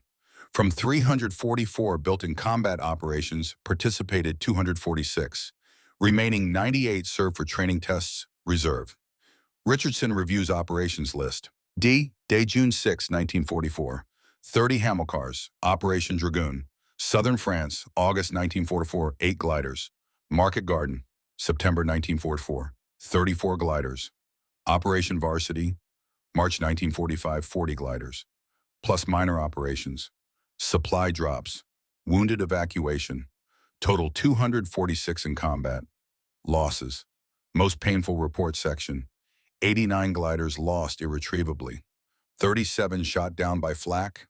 23 crashed landing. 11 lost from tow cable break. 9 from tow aircraft failure. 6 collided in air. 3 burned on ground from artillery fire. 89 from 246 equals 36%. Over 1/3 all combat gliders destroyed. Human loss is even more terrible. 178 glider pilots died during war. From them, 63 in combat operations. 115 in training flights and tests. Richardson stops at this number, reads again. 115 died before combat, simply learning to fly this monster. More than died in battle. HAMILCAR killed its pilots in training more effectively than Germans in combat missions. Statistics brutal, honest, necessary. Innovation demands sacrifice. 178 men paid so concept proved. So Churchill's impossible demand became reality. So tanks flew and bridges held and invasions succeeded and war ended. Was it worth it? Richardson writes in final report. 1,780 lives bought knowledge that tanks can deploy by air anywhere. That concept led to modern cargo aircraft, to C-130, to C-17, to every transport flying today. 178 lives bought future. Mathematics say yes, hearts say mourn them. August 1946. Program cancellation. Ministry of Aviation orders dissolution. HAMILCAR program closed. All gliders subject to disposal and utilization. Deadline 3 months. Reynolds by this time returned United States. Discharged September 1945. Sailed home. Arrived Boston October. Sarah waiting at dock. 4 years separated. War over. Future begins. But 190 HAMILCARs in Britain awaiting disposal. Wood rots. Transport to warehouses too expensive. Easier burn them on site. Ministry orders massive bonfire. September 12, 1946. RAF Tarrant Rushton Airfield where D-Day mission launched. 190 wooden giants lined up. Workers pour fuel oil over them. Light fires. Wood ignites. Flames rise 100 feet. Smoke visible for miles. 190 gliders burn simultaneously. Largest aviation bonfire in history. Witnesses watch in silence. Pilots who flew them. Mechanics who maintained them. engineers who designed them, watching innovation burn because war ended and peacetime has no use for wooden gliders carrying tanks. Only 13 HAMILCARs preserved, 8 transferred to museums, 3 sold private collectors, 2 left flight school as teaching aids. From 344 built, survived 13. Rest 331 disappeared, burned, rotted, scrapped. Innovation consumed by time, but legacy persists. Concept persists. Somewhere in California, Michael Reynolds applies lessons learned, helps design future. Act 7, Reconciliation and Legacy, Portland, Oregon. October 1945. Captain Michael Reynolds returns home, age 28, 5 years older than when he left. Lifetime older in experience. Discharged honorably. Medals in box, memories in head, scars invisible but present. Sarah waits at train station. First time seeing husband in 4 years except photographs. He steps off train, thinner, harder, eyes different, but alive, breathing. Home. They embrace. No words needed. She smells vanilla on his collar. He kept her letters, all of them. Blue paper, blue ink, vanilla scent faded but detectable. Parents wait outside station. Mother Eleanor cries. Father Colonel William stands at attention. Then breaks. Hugs son. First time Michael remembers father hugging him. You came home. You survived. Mathematics, father, just like Sarah said. Calculation kept me alive. Father nods, does not argue. Eyes show understanding that son's way was right way. That thinking defeated instinct. That different is not deficient when different brings man home breathing. They drive to family house. Mother baked apple pie. Granny Smith apples. Brown sugar.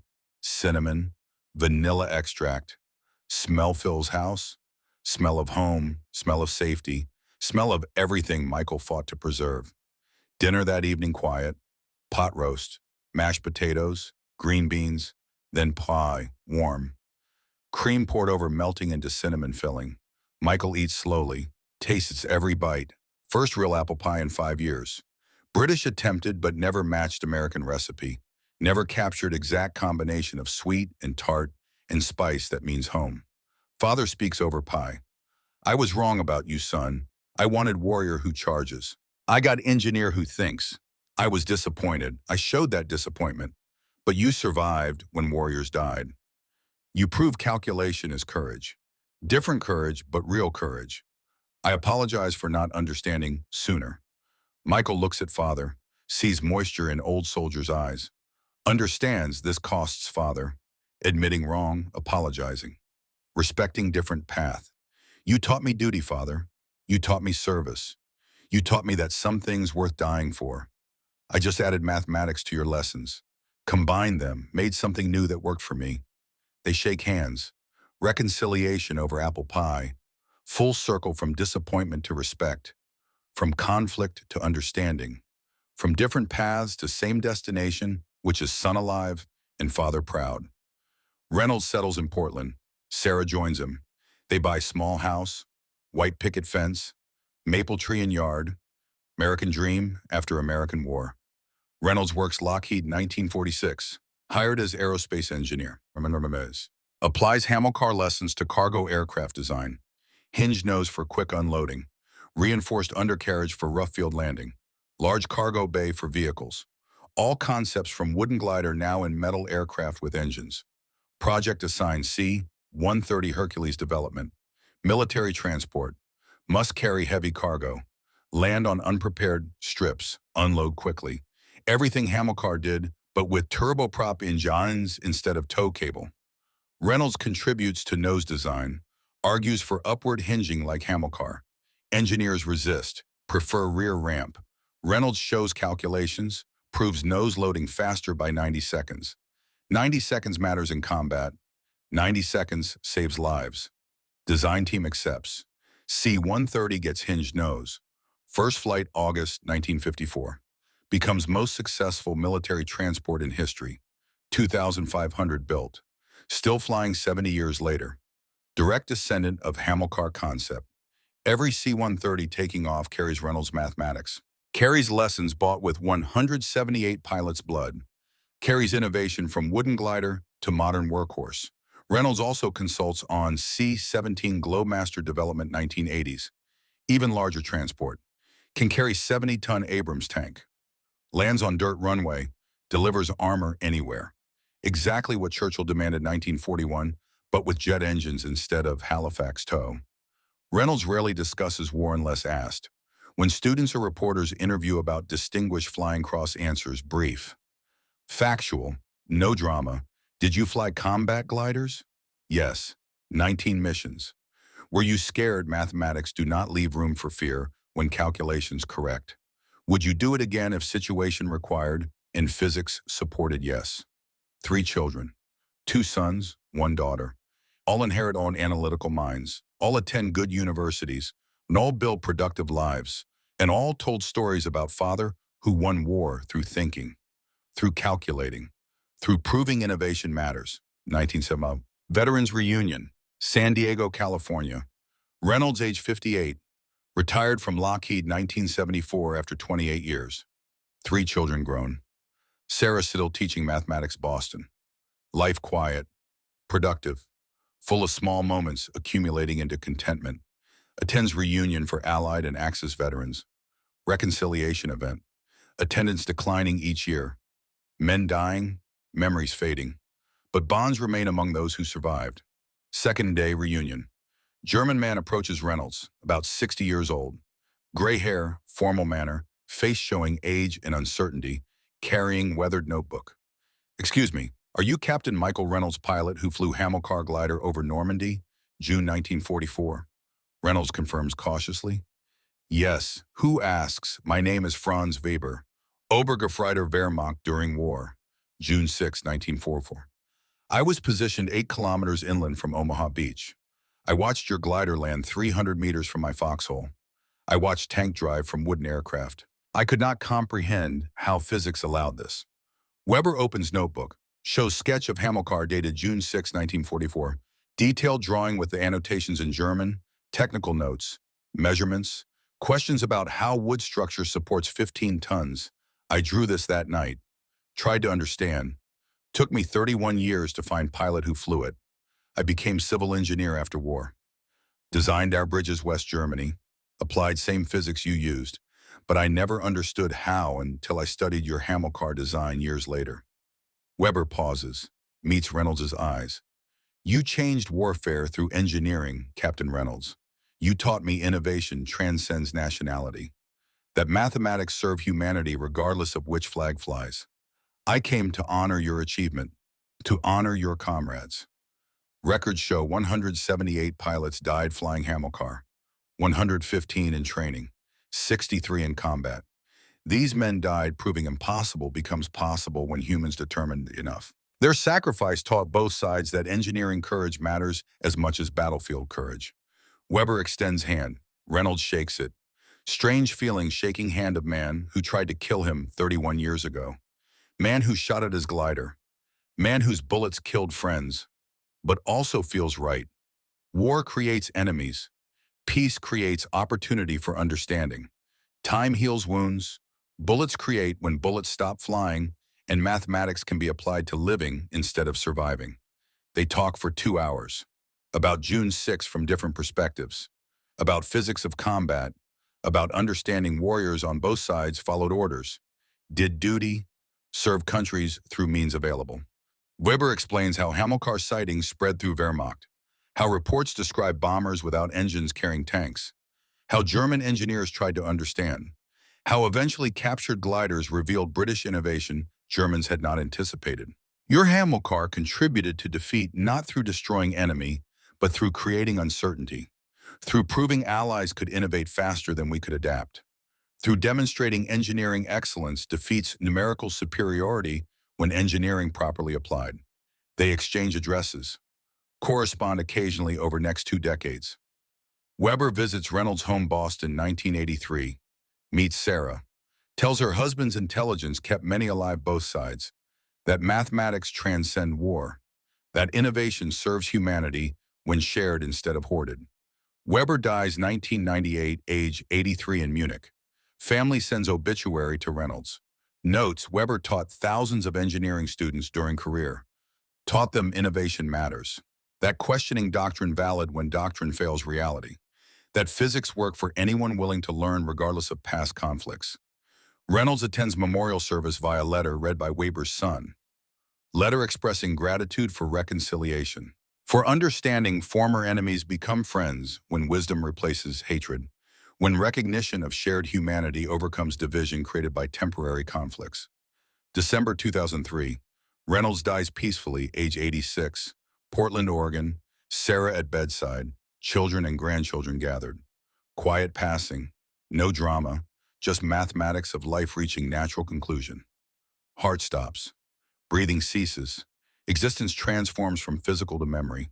Final words to Sarah barely whispered. We solved equation together. Transformation worked. Sarah lives 2 more years. Dies 2005, age 86. Buried together, cemetery, Portland. Headstone simple. Names. Dates. His mentions distinguished flying cross and HAMILCAR service. Hers mentions beloved wife, mathematics teacher.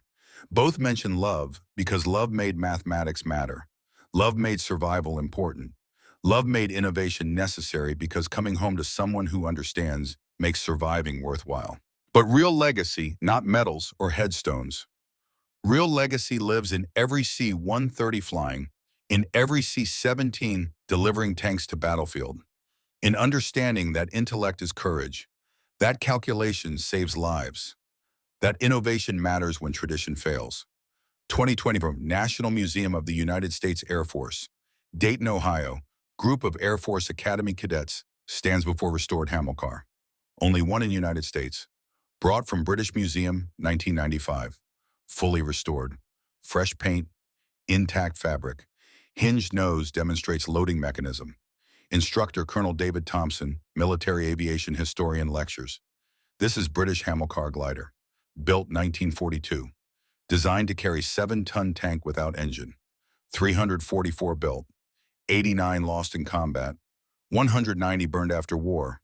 Only 15 survive worldwide. This is one. Shows statistics cadets record in notebooks. 178 pilots killed total.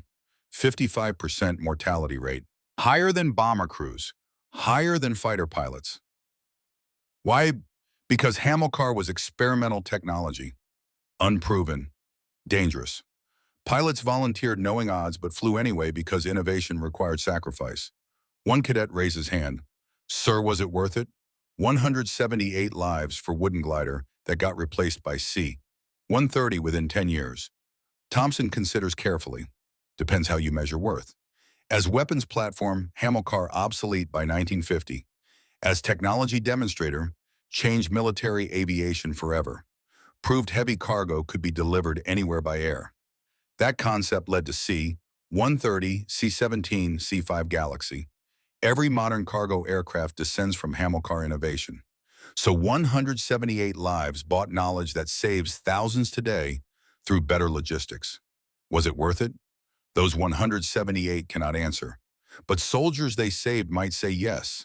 Another cadet asks, Sir, any Americans flew HAMILCAR? Thompson nods. Yes. Captain Michael Reynolds, American volunteer RAF 1940 to 1946.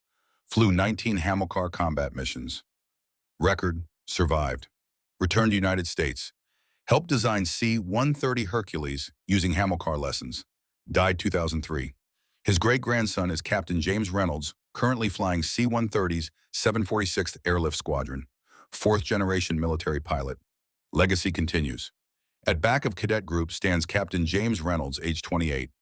Great-grandson, listening to story about great-grandfather he never met but heard about all life. Story about engineer who became pilot. About mathematician who survived through calculation. About American who flew British glider, carrying British tank over French fields, fighting German army, and proved innovation transcends nationality. James touches HAMILCAR fabric. Wooden construction. Hinges on nose. Imagines great-grandfather sitting in cockpit 80 years ago. Holding controls. Fighting turbulence. Landing 15 tons of wood and steel on dark field under enemy fire. Surviving through mathematics when others died from instinct. Understanding that courage has many forms. Some obvious, some hidden, but all necessary, all valuable, all deserving respect. Class ends, cadets disperse. James remains moment longer. Silent respect for great-grandfather he never knew. For 177 other pilots who died proving impossible possible. For understanding that sometimes progress requires sacrifice, and those who sacrifice deserve being remembered, even when machines they flew become obsolete and world moves on. After museum, James drives to local diner, orders lunch, looks at menu, sees apple pie was listed for dessert, orders it. Waitress brings slice warm with cream melting into cinnamon filling. James takes bite, tastes sweetness, tastes spice, tastes vanilla in filling, reminding him of great-grandmother Sarah's letters preserved in family archive. Blue paper, blue ink. Vanilla scent long faded but story remaining. Pie tastes like home, tastes like legacy, tastes like understanding that great-grandfather flew wooden giants into hell and returned alive to eat mother's apple pie and build C-130 and raise family and prove that thinking saves lives when instinct kills. James finishes pie, pays bill, drives back to base. Tonight he flies C-130 training mission, delivers cargo, practices assault landings, applies lessons great-grandfather helped create 80 years ago when wooden glider carried tank and innovation defeated tradition, and mathematics proved that impossible becomes possible when humans determined enough to transform dreams into equations and equations into machines and machines into reality regardless of cost. HAMILCAR legacy lives not in wood and fabric and museum. Lives in every C-130 landing on dirt strip in combat zone. Every C-17 delivering tanks to battlefield.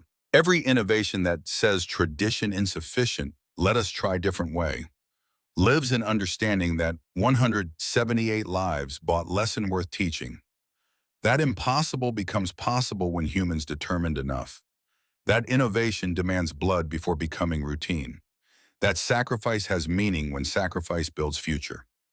Captain James Reynolds finishes coffee, returns to flight line, walks toward C-130 waiting on ramp. 4 turboprop engines, hinged nose, large cargo bay, direct descendant of the wooden glider great-grandfather flew. Before boarding touches fuselage, metal cold under hand, whispers words only he hears. Thank you, grandfather, for thinking clearly, for calculating carefully, for surviving when mathematics said most would not, for building future where I can fly safely what you flew dangerously, for proving innovation matters and sacrifice has meaning and thinking saves lives. Then climbs aboard, starts engines, taxis to runway, takes off into blue sky, carrying cargo and legacy and understanding that sometimes best way to honor dead is to live well and fly safely and remember that progress costs, but forgetting costs more. HAMILCAR is dead. Long live HAMILCAR's children. And somewhere in memory, Michael Reynolds sits in Portland kitchen eating mother's apple pie and smiling because grandson flies and innovation continues and mathematics still defeat instinct when properly applied, and love still makes survival worthwhile, and transformation still solves equations tradition cannot see. Full circle, from impossible to possible, from wood to metal, from tow cable to turboprop, from sacrifice to legacy, from war to peace, from enemy to friend, from death to life. Innovation demands blood, but innovation also builds future. And future flies on wings mathematics designed, and courage tested, and sacrifice purchased, and memory preserves. The wooden giant flew, tanks fell from sky, bridges held, war ended. Men came home, children were born, legacy continued. And that ultimately is why 178 died. Not for glory, not for medals, not for history, for future. For grandson eating apple pie and flying C-130 and touching museum glider and understanding that great-grandfather's mathematics still save lives 80 years later. Worth measuring not in pounds or lives or glory. Worth measuring in every safe landing, every successful mission, every pilot who survives because someone 80 years ago proved thinking matters. Mathematics transcend time.